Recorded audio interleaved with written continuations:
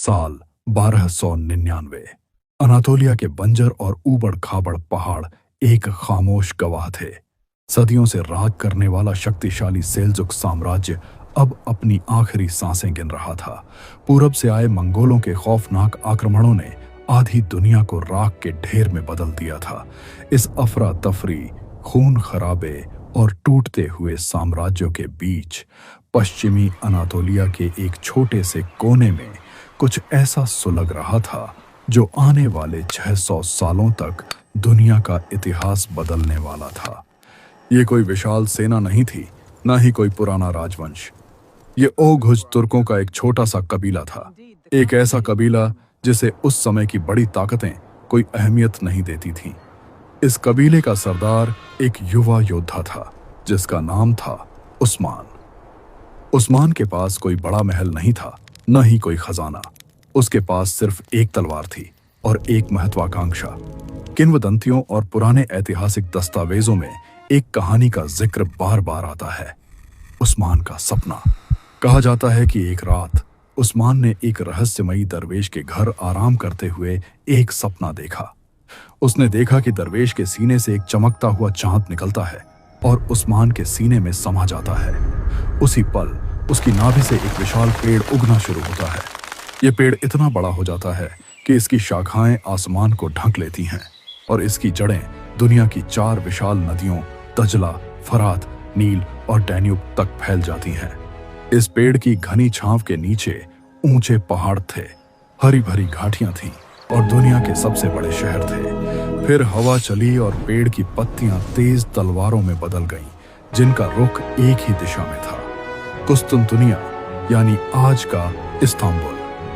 यह सपना महज एक कहानी हो सकती है जिसे शायद बाद के इतिहासकारों ने इस राजवंश को एक दैवीय रूप देने के लिए गढ़ा हो, लेकिन उस्मान की जमीनी हकीकत किसी चमत्कार से कम नहीं थी। भूगोल ने उस्मान को एक ऐसा हथियार दिया था जो अनातोलिया के किसी और कबीले के पास नहीं था। उसका कबीला बीजांटिन साम्राज्य की सीमाओं पर बसा था। बीजांटिन, जो कभी रोम का अजेय गौरव हुआ करता था, अब अंदरूनी कलह, गृह युद्ध और भ्रष्टाचार से खोखला हो चुका था। उस्मान ने इस कमजोरी को बहुत सटीकता से पहचाना। उसने अपने कबीले के लड़ाकों को एक नई पहचान दी, गाजी, धर्म और न्याय के नाम पर लड़ने वाले निडर योद्धा। जल्द ही पूरब से मंगोलों के खौफ से भाग रहे अनगिनत शरणार्थी, कारीगर, विद्वान और भाड़े के सैनिक उस्मान के झंडे तले जमा होने लगे। वह अब केवल एक कबीले का सरदार नहीं रहा, वह एक ऐसा चुंबक बन गया था जो अनातोलिया की हर बिखरी हुई ताकत को अपनी ओर खींच रहा था। उस्मान ने बड़े शहरों पर सीधे हमले करने के बजाय बीजांटिन साम्राज्य की नसों को काटना शुरू किया। उसने व्यापारिक रास्तों पर कब्जा किया और किलों को भूखा मारकर घुटने टेकने पर मजबूर कर दिया। लेकिन एक साम्राज्य सिर्फ तंबुओं और घोड़ों से नहीं चलता। उस्मान ने जो नींव रखी थी, उसे उसके बेटे ओरहान ने एक वास्तविक राज्य का रूप दिया। साल 1326, ऑटोमन इतिहास का पहला बड़ा मोड़। कई सालों की घेराबंदी के बाद बीजांटिन शहर बर्सा का पतन हो गया। ओरहान ने बर्सा को अपनी पहली बड़ी राजधानी बनाया। यह एक गहरा मनोवैज्ञानिक बदलाव था। अब वे खानाबदोश नहीं थे। उन्होंने मदरसे बनाए, भव्य मस्जिदें खड़ी कीं और एक व्यवस्थित प्रशासन की शुरुआत की। उन्होंने खुद के सिक्के ढाले। ओरहान केवल एक योद्धा नहीं, बल्कि एक चतुर कूटनीतिज्ञ भी था। उसने बीजांटिन साम्राज्य की अंदरूनी राजनीति में सीधा दखल देना शुरू कर दिया। जब बीजांटिन राजकुमार सत्ता के लिए आपस में लड़ते तो ओरहान अपनी सेना किराए पर देता, और इसी राजनीतिक शतरंज ने ऑटोमन सेना को एक ऐसा मौका दिया जिसकी कल्पना यूरोप ने कभी नहीं की थी। साल 1354, गैलीपोली का प्रायद्वीप, यूरोप का दरवाजा। एक रात एक विनाशकारी भूकंप ने इस इलाके की मजबूत दीवारों को चकनाचूर कर दिया। बीजांटिन सेना दहशत में वहां से भाग खड़ी हुई। ऑटोमन सेनाओं ने इसे ईश्वर का इशारा समझा। बिना कोई बड़ी जंग लड़े उन्होंने खाली पड़े गैलीपोली पर कब्जा कर लिया। यह महज एक जमीन का टुकड़ा नहीं था, यह यूरोप के दिल में उतारा गया एक खंजर था। अब वे सिर्फ एशिया तक सीमित नहीं थे, डैन्यूब नदी और बाल्कन के पहाड़ों का रास्ता उनके सामने खुल चुका था। लेकिन बाल्कन प्रायद्वीप के बिखरे हुए राज्य सर्बियन, बुल्गारियन और ग्रीक इस नई ताकत का सामना करने के लिए बिल्कुल तैयार नहीं थे। हालांकि लगातार विस्तार करने और नए इलाकों को नियंत्रण में रखने के लिए सिर्फ गाजी योद्धाओं का जोश काफी नहीं था। साम्राज्य को एक ऐसी सैन्य मशीन की जरूरत थी जो कभी न थके, जो सिर्फ सुल्तान के इशारों पर चले। यहीं से शुरुआत हुई इतिहास की सबसे खौफनाक और विवादित सैन्य व्यवस्थाओं में से एक की, देवशिरमे और येनिचेरी। ओरहान और उसके बाद मुराद प्रथम ने इस सिस्टम को लागू किया। बाल्कन के जीते हुए ईसाई गांवों से सबसे स्वस्थ और तेज तर्रार युवा लड़कों को सुल्तान की सेवा के लिए लिया जाने लगा। इन्हें उनके परिवारों से हमेशा के लिए अलग कर दिया जाता। इन्हें इस्लाम में परिवर्तित किया जाता और दुनिया की सबसे कठोर सैन्य, बौद्धिक और प्रशासनिक ट्रेनिंग दी जाती। इन लड़कों के पास अपना कोई परिवार नहीं होता था। सुल्तान ही उनका पिता था और साम्राज्य ही उनका एकमात्र घर। यही लड़के आगे चलकर येनिचेरी बने, इतिहास की पहली आधुनिक और स्थायी पैदल सेना। युद्ध के मैदान में जब येनिचेरी अपने विशेष ढोल और नगाड़ों की थाप पर एक साथ कदम ताल करते हुए आगे बढ़ते, तो दुश्मन सेनाओं के हौसले जंग शुरू होने से पहले ही पस्त हो जाते थे। देवशिरमे सिस्टम एक क्रूर मास्टर स्ट्रोक था। इसी सिस्टम ने ऑटोमन सुल्तानों को ऐसे बेजोड़ कमांडर और वजीर दिए जो साम्राज्य के किसी भी कुलीन परिवार की राजनीति से मुक्त थे।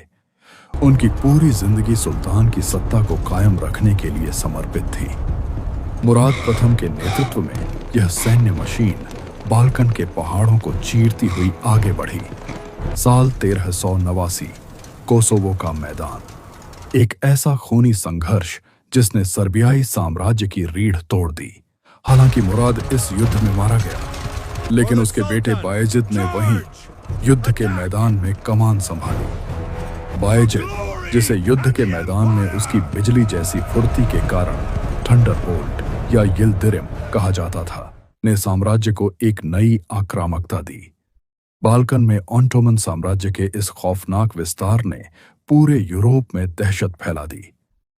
पोप ने एक नए क्रूसेड धर्म युद्ध का ऐलान किया। फ्रांस, हंगरी, जर्मनी और पश्चिमी यूरोप के सबसे बेहतरीन कवचधारी शूरवीर बायजिद को कुचलने के लिए निकल पड़े। साल 1396, निकोपोलिस का युद्ध। यूरोप के अभिमान से भरे शूरवीरों ने ऑटोमन सेना पर सीधा धावा बोल दिया, लेकिन वे बायजिद की घातक रणनीति का शिकार हो गए। यूरोप की यह विशाल संयुक्त सेना बुरी तरह कुचल दी गई। निकोपोलिस के बाद पूरा यूरोप खामोश हो गया। अब कोई भी राजा बायजिद के सामने खड़े होने की हिम्मत नहीं कर सकता था।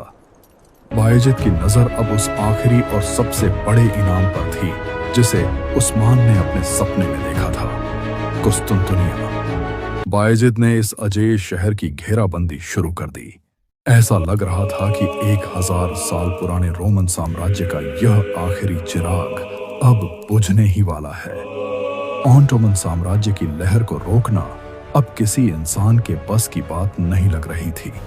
यूरोप और एशिया के बीच खड़ा यह साम्राज्य अजेय हो चुका था, लेकिन नियति को कुछ और ही मंजूर था।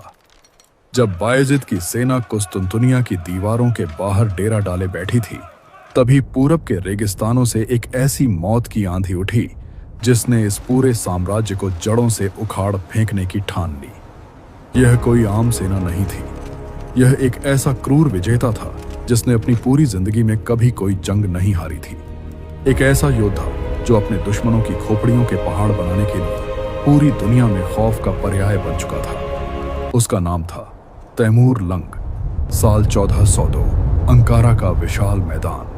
एक तरफ बायजिद थंडरबोल्ट की अजेय मानी जाने वाली ऑटोमन सेना और दूसरी तरफ तैमूर का खौफनाक तूफान।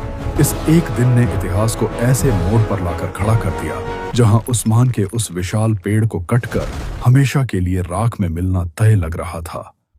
ऐसा लगा कि 100 साल पुराना यह चमकता हुआ साम्राज्य अपने सबसे सुनहरे पल में पहुंचने से ठीक पहले हमेशा के लिए खत्म होने वाला है। अंकारा के उस तपते हुए मैदान में 20 जुलाई 1402 की सुबह किसी कयामत से कम नहीं थी। तैमूर लंग महज एक क्रूर योद्धा नहीं था, वह एक असाधारण रणनीतिकार भी था। उसने बायजिद की सेना से पहले ही मैदान के एकमात्र जल स्रोत चुबुक नदी का रुख मोड़ दिया था।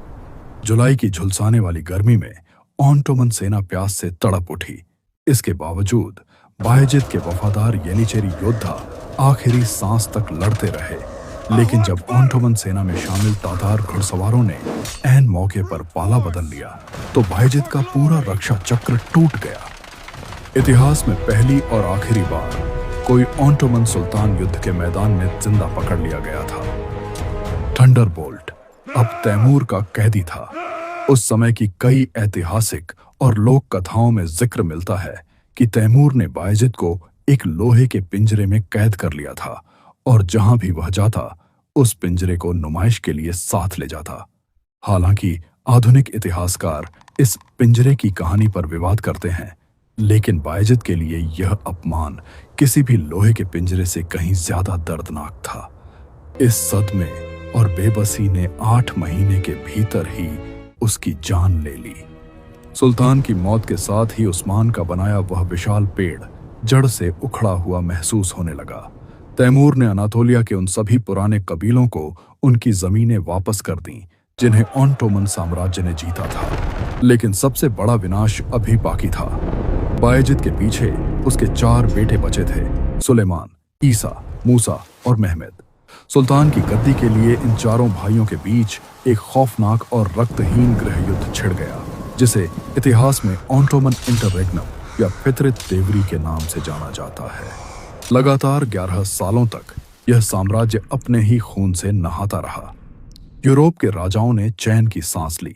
वे मानने लगे थे कि ऑटोमन साम्राज्य का अंत हो चुका है।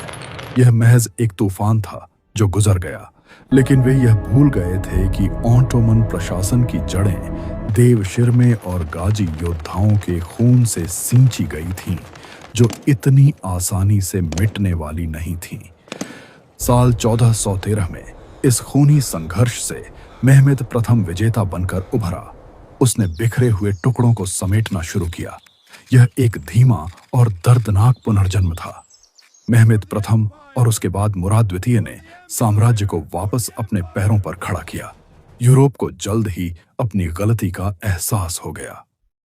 साल 1444 में पोप के बुलावे पर पोलैंड और हंगरी के नेतृत्व में एक और विशाल क्रूसेड ऑटोमन साम्राज्य को कुचलने के लिए निकला, लेकिन वरना के युद्ध में मुराद द्वितीय ने इस संयुक्त यूरोपीय सेना को ऐसी खौफनाक शिकस्त दी कि अगले कई दशकों तक यूरोप ने बाल्कन की तरफ देखने की हिम्मत नहीं की।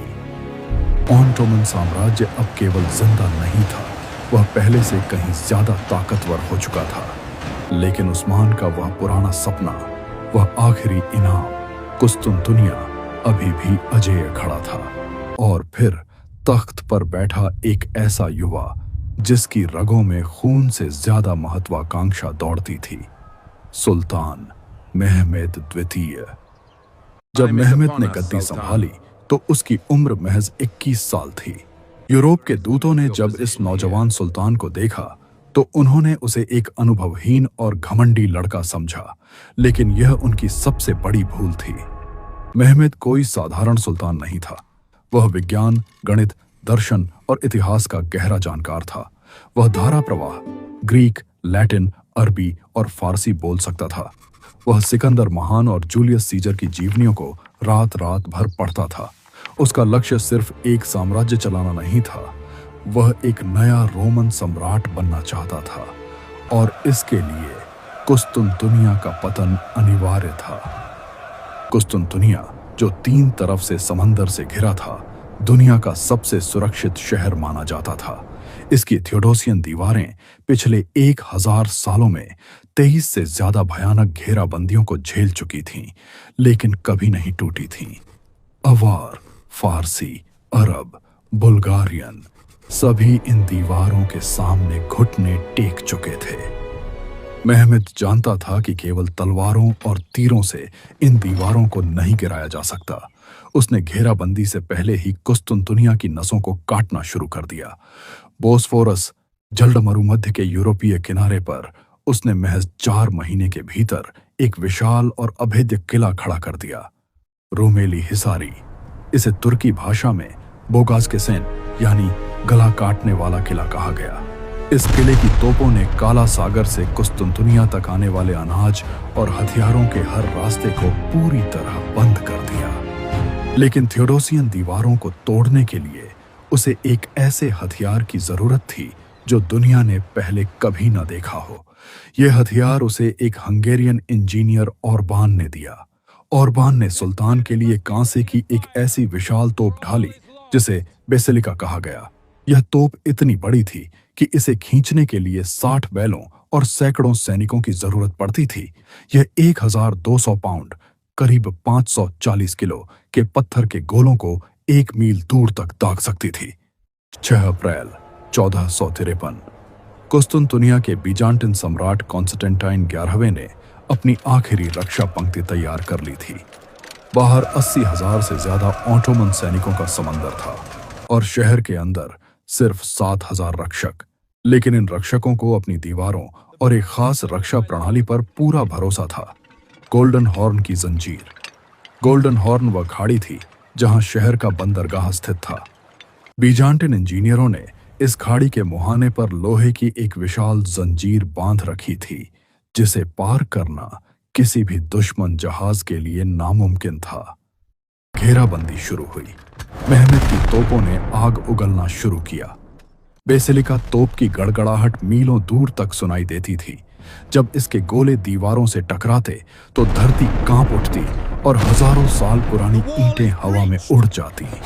लेकिन बीजांटिन रक्षक भी हार मानने वाले नहीं थे। दिन में दीवारें टूटती और रात के अंधेरे में शहर की औरतें, बच्चे और सैनिक मिलकर उन्हें दोबारा चुन देते।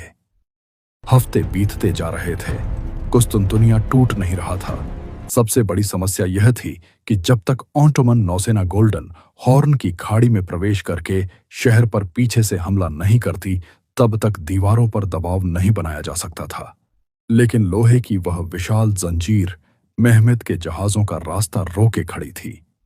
ऑटोमन नौसेना ने कई बार जंजीर को तोड़ने की कोशिश की, लेकिन बीजांटिन और जेनोवा के जहाजों ने उन्हें हर बार खदेड़ दिया। ऑटोमन खेमे में अब बेचैनी बढ़ने लगी। कुछ पुराने वजीर मेहमेद को घेराबंदी वापस लेने की सलाह देने लगे। सेना में बगावत की फुसफुसाहटें शुरू हो गई थीं। एक 21 साल का सुल्तान इतिहास की सबसे बड़ी विफलता के मुहाने पर खड़ा था। समंदर का रास्ता बंद था और दीवारें अभेद्य थीं। एक रात मेहमेद अपने तंबू से बाहर निकला। उसने बोस्फोरस की लहरों को देखा, जंजीर से बंधे गोल्डन हॉर्न को देखा और फिर पीछे गैलाटा की ऊंची पहाड़ियों को देखा। अगर वह पानी के रास्ते गोल्डन हॉर्न में प्रवेश नहीं कर सकता तो क्या हुआ? उसने अपने कमांडरों को बुलाया और एक ऐसा आदेश दिया जिसे सुनकर सन्नाटा छा गया। यह एक ऐसा फैसला था जो इंसानी सोच और इंजीनियरिंग की सारी हदों के पार था। एक ऐसा कदम जो या तो मेहमेद को हमेशा के लिए पागल साबित कर देता या फिर इतिहास का पन्ना हमेशा के लिए पलट देता। सुल्तान का आदेश था, अगर समंदर का रास्ता बंद है तो हम जहाजों को जमीन पर चलाएंगे। यह एक ऐसा विचार था जो सुनने में किसी पागलपन से कम नहीं लगता था, लेकिन मेहमेद की आंखों में एक ऐसा जुनून था जिसके आगे नामुमकिन शब्द का कोई वजूद नहीं था। गैलाटा की खड़ी और ऊबड़-खाबड़ पहाड़ियों पर रातों रात लकड़ी के मोटे तख्ते बिछाए गए। इन तख्तों पर बैलों और भेड़ों की चर्बी मली गई ताकि उन्हें चिकना बनाया जा सके। और फिर रात के घने अंधेरे में हजारों सैनिकों और बैलों की मदद से ऑटोमन नौसेना के 70 से ज्यादा युद्धपोतों को समंदर से बाहर निकाला गया।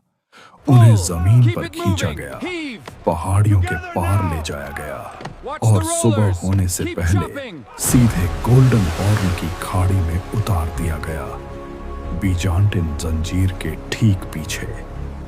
जब कुस्तुनतुनिया के लोगों ने अगली सुबह अपनी आंखें खोलीं तो उनके पैरों तले जमीन खिसक गई। जिस खाड़ी को वे दुनिया की सबसे सुरक्षित जगह मानते थे, वहां अब ऑटोमन जहाजों के लाल झंडे हवा में लहरा रहे थे। शहर का मनोवैज्ञानिक रक्षा कवच टूट चुका था। 29 मई 1453 की आधी रात मेहमेद ने अंतिम और सबसे खौफनाक हमले का आदेश दिया। लगातार कई घंटों तक ऑटोमन सेना की लहरें दीवारों से टकराती रहीं। पहले भाड़े के सैनिक, फिर अनातोलियन योद्धा और अंत में मेहमेद के सबसे खूंखार लड़ाके येनिचेरी। तोपों की गड़गड़ाहट, नगाड़ों की आवाज और धुएं के बीच एक खौफनाक चीख गूंजी। दीवारें टूट गई हैं। कहा जाता है कि केरकोपोर्ता नाम का एक छोटा सा दरवाजा गलती से खुला रह गया था, या शायद उसे अंदर से खोल दिया गया था। येनिचेरी योद्धा इस दरार से शहर में घुस पड़े। बीजांटिन सम्राट कॉन्स्टेंटाइन 11वें ने अपने शाही कपड़े उतारे, तलवार उठाई और अपने सैनिकों के साथ आमने सामने की लड़ाई में कूद पड़ा ताकि उसे जिंदा न पकड़ा जा सके। वह उसी भीड़ में लड़ता हुआ मारा गया। दोपहर होते होते शहर में शांति छा गई। 21 साल का सुल्तान मेहमेद एक सफेद घोड़े पर सवार होकर कुस्तुनतुनिया की सड़कों से गुजरा। वह सीधे दुनिया के सबसे बड़े और भव्य चर्च हागिया सोफिया के दरवाजे पर पहुंचा। वहां पहुंचकर उसने जमीन से एक मुट्ठी धूल उठाई और उसे अपनी पगड़ी पर डाल लिया, यह याद रखने के लिए कि इंसान चाहे कितना भी शक्तिशाली हो जाए, उसे एक दिन इसी खाक में मिलना है। कुस्तुनतुनिया का पतन केवल एक शहर की हार नहीं थी, यह एक युग का अंत था। 1000 साल पुराना बीजांटिन साम्राज्य हमेशा के लिए मिट चुका था और उस्मान का कबीला अब एक आधिकारिक विश्व शक्ति बन चुका था। मेहमेद अब मेहमेद द कॉन्करर यानी फतह करने वाला बन गया था। उसने शहर का नया नाम रखा इस्तांबुल और इसे अपने विशाल साम्राज्य की नई राजधानी घोषित किया। लेकिन कुस्तुनतुनिया महज एक शुरुआत थी। ऑटोमन साम्राज्य अब एक भूखे शेर की तरह था, जिसकी भूख हर जीत के साथ बढ़ती जा रही थी। मेहमेद के बाद आने वाले सुल्तानों ने इस साम्राज्य की सीमाओं को उस हद तक फैला दिया जिसकी कल्पना यूरोप ने कभी नहीं की थी। साम्राज्य के इतिहास में एक और बड़ा भूचाल तब आया जब मेहमेद का पोता सुल्तान सेलिम प्रथम गद्दी पर बैठा। सेलिम, जिसे इतिहास में सेलिम द ग्रिम यानी सेलिम खूंखार कहा जाता है, की नजरें यूरोप पर नहीं बल्कि पूरब और दक्षिण के रेगिस्तानों पर थीं। उसने केवल 8 सालों के अपने छोटे से शासनकाल में साम्राज्य का आकार 3 गुना कर दिया। साल 1514 में चालदिरान के युद्ध में शक्तिशाली सफ़वी साम्राज्य को कुचलने के बाद सेलिम की सेना मिस्र के अजेय माने जाने वाले मामलुक साम्राज्य पर टूट पड़ी। तोपों और बंदूकों से लैस ऑटोमन सेना के सामने मामलुकों की पारंपरिक घुड़सवार सेना ताश के पत्तों की तरह ढह गई। सीरिया, यरूशलेम, मक्का और मदीना, इस्लाम के सबसे पवित्र शहर, अब ऑटोमन साम्राज्य के कब्जे में थे। इसके साथ ही एक बहुत बड़ा राजनीतिक और धार्मिक बदलाव हुआ। सेलिम प्रथम ने खुद को केवल एक सुल्तान नहीं बल्कि खलीफा घोषित कर दिया। पूरी दुनिया के मुसलमानों का सर्वोच्च धार्मिक और राजनीतिक नेता। अब ऑटोमन साम्राज्य आधिकारिक तौर पर 3 महाद्वीपों यूरोप, एशिया और अफ्रीका पर राज कर रहा था। और फिर आया वह दौर जिसे ऑटोमन इतिहास का सबसे सुनहरा अध्याय कहा जाता है। साल 1520 गद्दी पर बैठा सेलिम का इकलौता बेटा सुलेमान। पश्चिमी दुनिया उसे सुलेमान द मैग्निफिसेंट, सुलेमान आलीशान कहती है, और पूरब में उसे कानूनी सुलेमान, कानून बनाने वाला कहा गया। सुलेमान के दौर में साम्राज्य अपनी ताकत और ऐश्वर्य के चरम पर पहुंच गया। उसकी सेनाओं ने यूरोप के दिल में खौफ पैदा कर दिया। बेलग्रेड का पतन हुआ, रोड्स का मजबूत किला ढह गया और मोहाक के युद्ध में हंगरी के साम्राज्य को महज 2 घंटे में नक्शे से मिटा दिया गया। साल 1529 तक सुलेमान की सेनाएं वियना, ऑस्ट्रिया के दरवाजे तक पहुंच चुकी थीं। पूरा यूरोप इस बात को लेकर खौफ में था कि क्या ईसाई धर्म का पतन अब निश्चित है। भूमध्य सागर अब एक ऑटोमन झील बन चुका था जहां उनके नौसैनिक कमांडरों का राज चलता था। इस्तांबुल दुनिया का सबसे अमीर, सबसे बड़ा और सबसे खूबसूरत शहर बन गया था। मीमार सिनान जैसे महान आर्किटेक्ट ने ऐसी मस्जिदें और इमारतें बनाई जो आज भी दुनिया को हैरत में डाल देती हैं। कला, विज्ञान, कविता और व्यापार, हर क्षेत्र में ऑटोमन साम्राज्य दुनिया का नेतृत्व कर रहा था। सुल्तान का दरबार इतना भव्य था कि यूरोप के राजाओं के दूत वहां पहुंचकर अपनी आंखें चौंधिया जाने का जिक्र अपनी डायरियों में करते थे। बाहर से देखने पर यह साम्राज्य एक अजेय और अभेद्य किला लगता था। ऐसा लगता था कि सुलेमान का यह सुनहरा दौर कभी खत्म नहीं होगा। लेकिन इतिहास का एक क्रूर नियम है, जो चीज अपने चरम पर पहुंचती है उसका पतन वहीं से शुरू हो जाता है। जबकि सुलेमान की सेनाएं दुनिया भर में खौफ का झंडा गाड़ रही थीं, इस्तांबुल में टोपकापी महल की ऊंची और रहस्यमयी दीवारों के पीछे एक अलग ही जंग आकार ले रही थी। एक ऐसी जंग जिसमें तलवारों और तोपों का नहीं, बल्कि रेशम, फुसफुसाहटों, साजिशों और जहर का इस्तेमाल होने वाला था। वह व्यवस्था जिसने इस साम्राज्य को अजेय बनाया था, सुल्तान की असीमित ताकत, अब उसकी सबसे बड़ी कमजोरी बनने वाली थी। हरम, जो अब तक महज सुल्तान का निजी घर हुआ करता था, वह अचानक साम्राज्य की राजनीति का सबसे खतरनाक अखाड़ा बन गया। आखिर टोपकापी महल के बंद दरवाजों के पीछे ऐसा क्या हुआ जिसने इतने विशाल साम्राज्य की नींव को अंदर से खोखला करना शुरू कर दिया? कौन थी वह महिला जिसने एक गुलाम से उठकर दुनिया के सबसे शक्तिशाली सुल्तान के दिमाग पर कब्जा कर लिया? और क्या हुआ जब सत्ता के लालच में ऑटोमन शहजादों ने युद्ध के मैदान के बजाय अपने ही भाइयों के खून से महल के फर्श को लाल करना शुरू कर दिया? टोपकापी महल का हरम केवल रेशम, इत्र, खूबसूरत दासियों और शाही विलासिता की जगह नहीं था। यह एक बेहद जटिल, क्रूर और खामोश राजनीतिक अखाड़ा था। सुलेमान के शासनकाल में इस अखाड़े से एक ऐसी ताकत उभरी जिसने साम्राज्य की सदियों पुरानी परंपराओं को हमेशा के लिए तोड़कर रख दिया।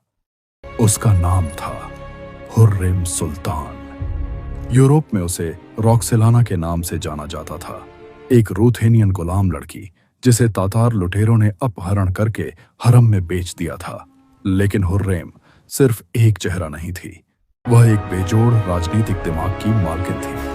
अपनी बुद्धिमानी, आकर्षण और कूटनीति से वह सुलेमान के दिल और दिमाग दोनों की रानी बन गई।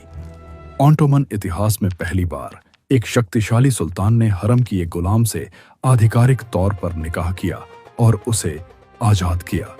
हुर्रेम केवल सुलेमान की पत्नी नहीं रही, वह विदेशी कूटनीति संभालने लगी, राजाओं को खत लिखने लगी और सुल्तान की सबसे बड़ी सलाहकार बन गई। यहीं से शुरुआत हुई उस युग की जिसे इतिहासकार सल्तनत-ए-ख़वातीन या महिलाओं की सल्तनत कहते हैं। लेकिन हरम की इस नई ताकत की कीमत खून से चुकानी पड़ी। ऑटोमन साम्राज्य में एक खौफनाक कानून था जिसे मेहमेद द कॉन्करर ने वैध बनाया था। भाइयों की हत्या।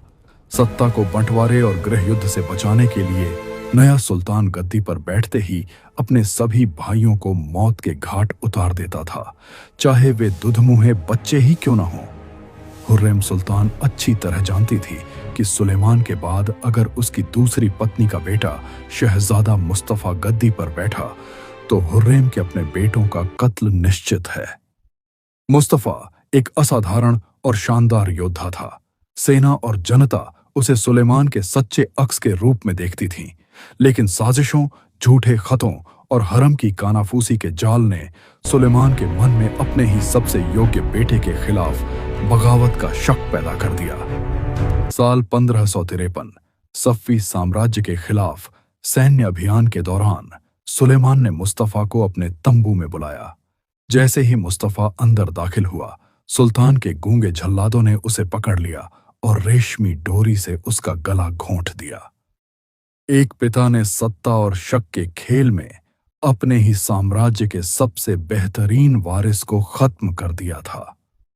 मुस्तफा की मौत ऑटोमन इतिहास का एक ऐसा घाव था जिसने भविष्य के शासकों की गुणवत्ता को हमेशा के लिए दीमक की तरह चाट लिया। सुलेमान के बाद गद्दी पर बैठा हुर्रेम का बेटा सेलिम द्वितीय, जिसे इतिहास में सेलिम द ड्रंकार्ड कहा जाता है, वह राजकाज से ज्यादा शराब और विलासिता में दिलचस्पी रखता था। आने वाले दशकों में भाइयों की हत्या के क्रूर कानून की जगह एक नई और मानसिक रूप से ज्यादा भयानक व्यवस्था ने ले ली। काफिस यानी पिंजरा। अब शाही राजकुमारों को मारा नहीं जाता था, बल्कि उन्हें टोपकापी महल के अंधेरे बंद कमरों में पूरी जिंदगी के लिए कैद कर दिया जाता था।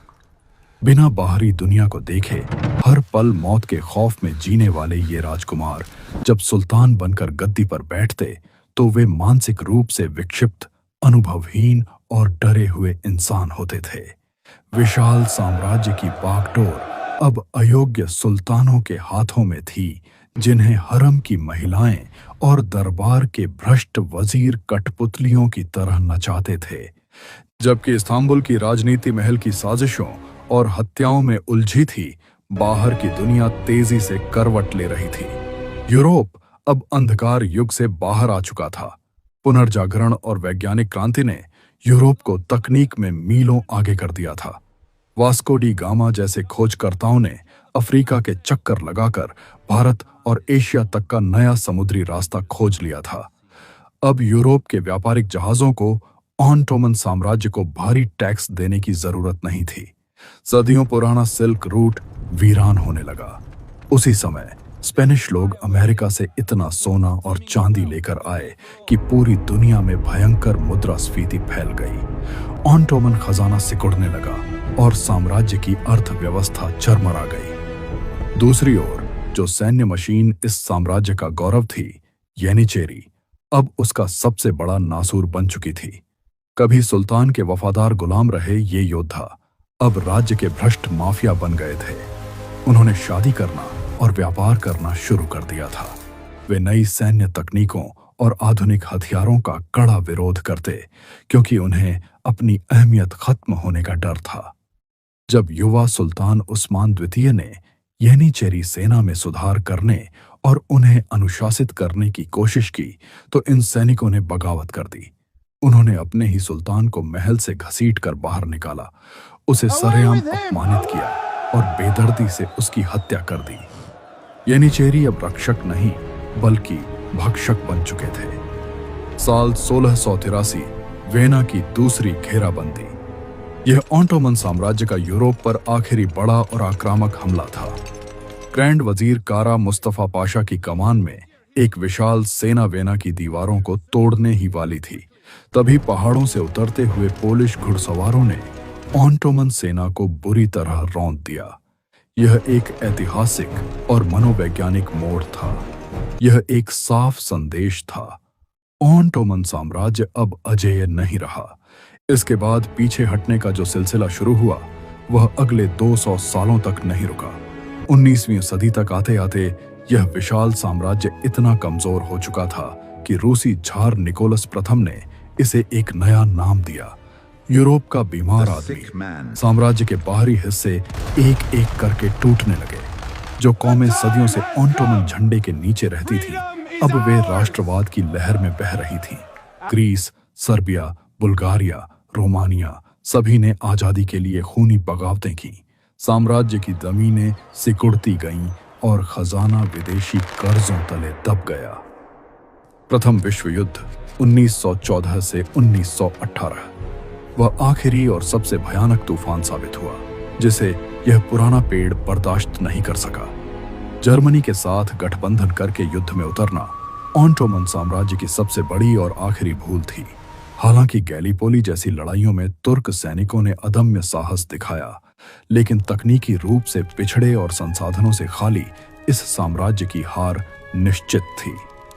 4 साल के खूनी संघर्ष के बाद अनातोलिया के उसी मैदान पर जहां से यह कहानी शुरू हुई थी, साम्राज्य की बची खुची ताकत भी राख हो गई। विदेशी सेनाओं ने इस्तांबुल पर कब्जा कर लिया। उस्मान का वह सपना, जिसने कभी 3 महाद्वीपों को अपनी घनी छांव में लिया था, अब टूट कर बिखर चुका था। लेकिन इतिहास कभी पूरी तरह नहीं मरता। उसी राख से गैलीपोली के एक नायक मुस्तफा कमाल अतातुर्क के नेतृत्व में एक नया राष्ट्र उभरा, आधुनिक तुर्की गणराज्य। 1 नवंबर 1922 को ग्रैंड नेशनल असेंबली ने आधिकारिक तौर पर 600 साल पुरानी ऑटोमन सल्तनत को हमेशा के लिए समाप्त कर दिया। अंतिम सुल्तान मेहमेद छठे को एक ब्रिटिश युद्धपोत पर बिठाकर खामोशी से निर्वासित कर दिया गया। 6 सदियां, 36 सुल्तान और एक ऐसा साम्राज्य जिसने इंसानी इतिहास में अपने वक्त का सबसे बड़ा, सबसे भव्य और सबसे खौफनाक राज कायम किया। आज अनातोलिया के उन पहाड़ों में हवाएं खामोश हैं जहां कभी उस्मान ने अपना तंबू गाड़ा था। टोपकापी महल के सुनसान गलियारे, इस्तांबुल की गगनचुंबी मस्जिदें और यूरोप से लेकर मध्य पूर्व तक बिखरे हुए खंडहर आज भी उस दौर की गवाही देते हैं जब दुनिया के नक्शे पर एक कबीले ने अपना नाम तलवार, जुनून और बेमिसाल वास्तुकला से लिखा था। उस्मान का वह पेड़ अब कटकर जमीन में वापस लौट चुका है, लेकिन उसकी गहरी जड़ें और उसकी छांव की यादें इंसानियत के इतिहास में हमेशा के लिए दर्ज हो चुकी हैं।